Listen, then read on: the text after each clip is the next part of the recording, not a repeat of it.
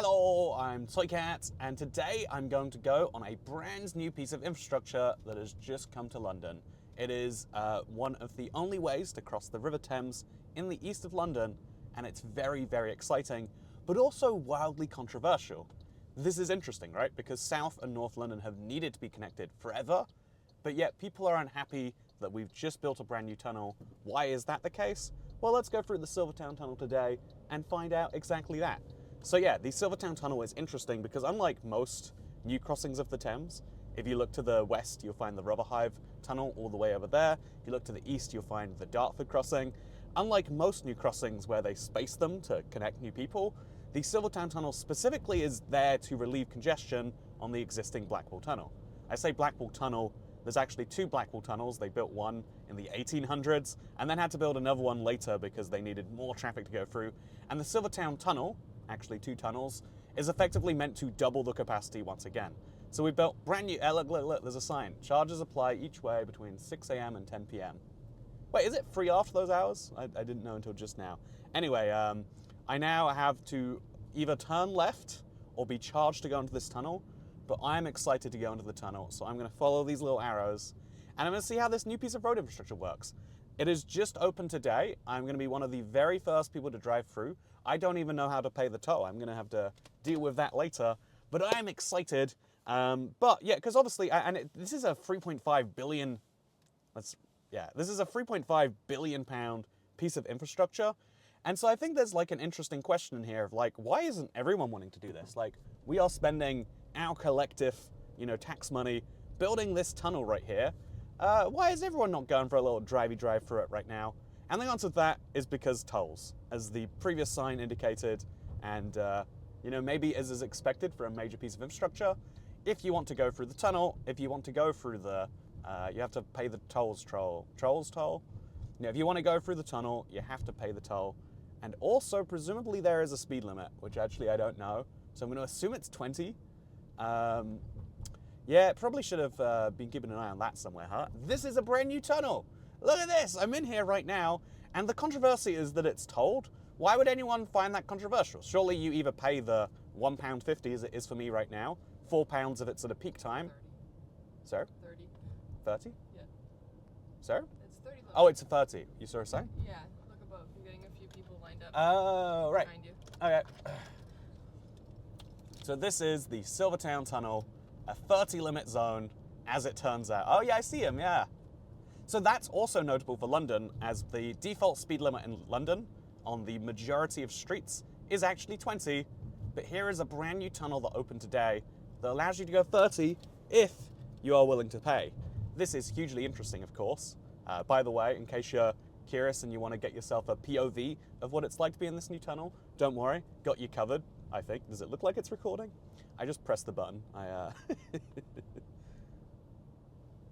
Anyway, if you're wondering as to why this is controversial, because it's just a toll road, that shouldn't be enough by itself. Toll roads aren't very popular, but most people would just say, don't use the toll road, right?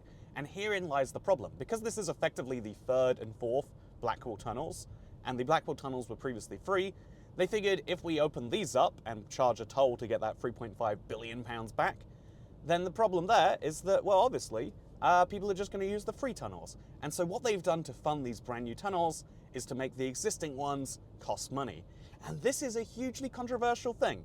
I think it's hugely interesting, to say the least, that if you want to go through a tunnel that you used to be able to go through for free, you're going to have less congestion, but also you're going to have to pay. Effectively, there is now a tax on crossing the river if you don't want to go through the Rotherhithe tunnel. Trust me, you don't.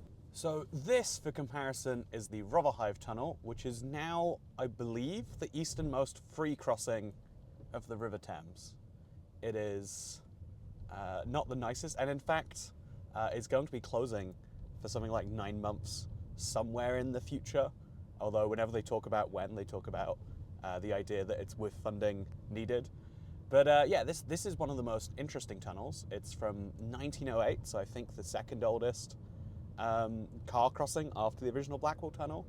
And even more interesting is the fact that it actually then goes directly over the overground for the oldest crossing of the River Thames, the oldest crossing of any navigable river in the world, and apparently has pigeons living in it. So yeah, this, as you can see right here, is just like the Blackwall Tunnel, or indeed, I guess, like a much less fancy version of the Silvertown Tunnel.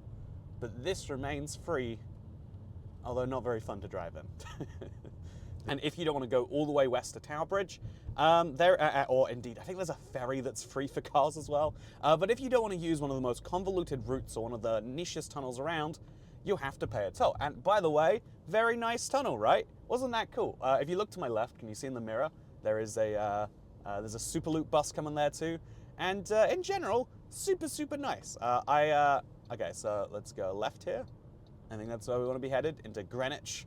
It's a nice little town. It's where I'm going to end this video, I believe. But yeah, I think there's an interesting question about whether new road infrastructure should be tolled to begin with, but a much deeper question about whether you can toll existing infrastructure to pay for it.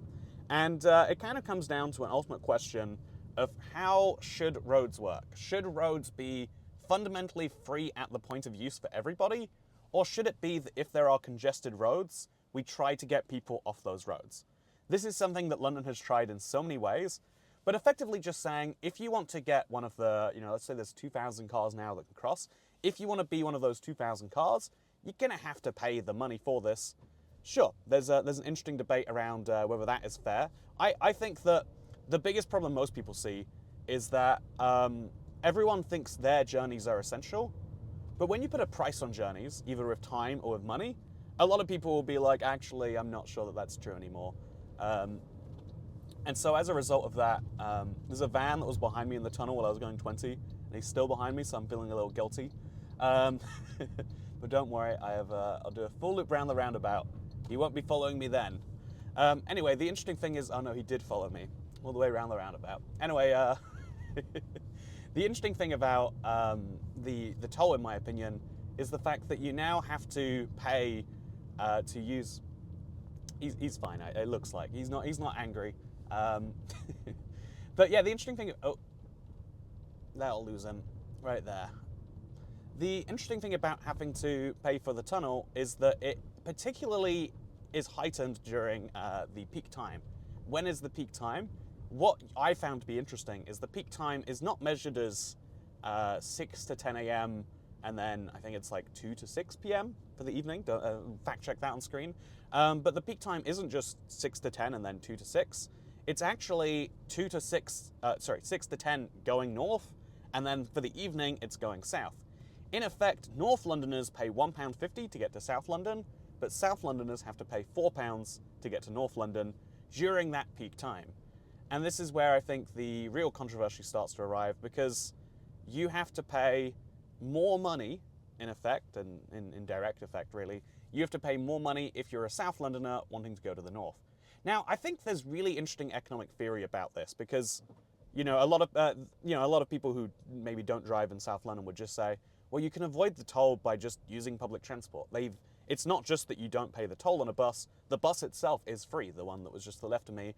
And as a result, just catch the bus or catch the train. There's the Jubilee line, there's the overground lines, there's the DLR, multiple lines of that all cross the river from north to south. If you want to avoid this toll, then don't drive your car. And the interesting thing about that kind of comes down to how it is that you can't live near a station that has access to the crossing the river without effectively also paying money. Living near a decent tube station costs more than not. That's the reason why living in Zone 1 London is so expensive, while living out in, I don't know, Chigwell. I don't know if Chigwell's in Zone 6. I'm going to guess that it is. Or living out in, Rumford is so cheap by comparison. The better you are connected, the more you have to pay for your, for your property, which means that you don't actually save money or save anything by being close to public transport, because it's priced in to the cost of a house. Now, what I think is interesting about that is it's not that we just build infrastructure where houses are expensive. It's that when we build infrastructure, we make houses more expensive. The Elizabeth line, if you lived in any of the intermediate stops in either direction, your house prices have gone up far more than the national average because you have this giant new line being built. It's very handy. I don't think my GoPro did turn on, by the way. Anyway, if you live near public transport, that is factored into your house price. And if brand new public, if you are lucky enough to have it built near you, then you can use it.